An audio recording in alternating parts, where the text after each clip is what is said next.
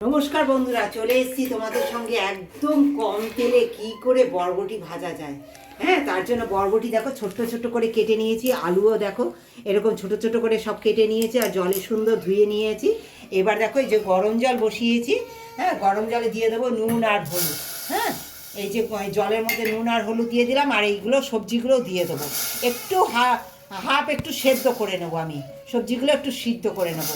হ্যাঁ দেখো বন্ধুরা, এই যে সুন্দর দেখো একদম জল ছাড়া আমি এই যে সেদ্ধ করে নিয়েছি, জল শুকিয়ে গেছে।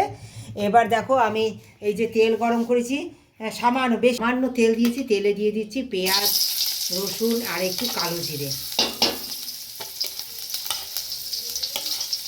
এই দেখো পেঁয়াজ রসুন আর এই কালো জিরে দিয়ে দিলাম, দিয়ে একটু ভেজে নেব। হ্যাঁ দেখো দেখো দেখো বন্ধুরা, এইবার এই যে সিদ্ধ করা এই যে বরবটি আর আলুগুলো সব দিয়ে দেবো, আমি দিয়ে সুন্দর করে ভেজে নেবো। তার মধ্যে দিয়ে দেবো এই যে তিল আগে ভেজে রেখেছিলাম, এই খানিকটা তিল এতে দিয়ে দেবো।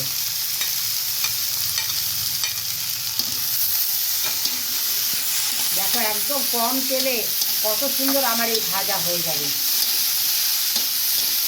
খুব তাড়াতাড়ি একদম ঝটপট করে। এখন জাস্ট খালি ভেজে নেবো, এখন লাল লাল করে তুলে ভেজে নেবো, তুলে অল্প করে ভেজে নেবে।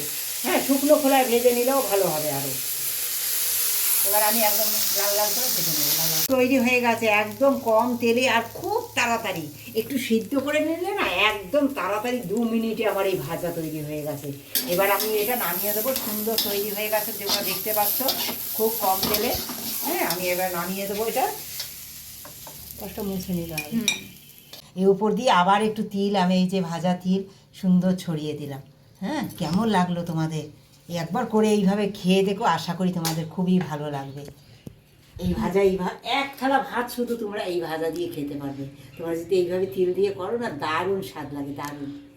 না তোমাদের যদি ভালো লাগে তোমরা অবশ্যই আমার বন্ধু হয়ে লাইক, শেয়ার এবং সাবস্ক্রাইব করো। নতুন বন্ধুদের সকলকে আমন্ত্রণ জানিয়ে আজকের রেসিপিটি এখানেই শেষ করলাম।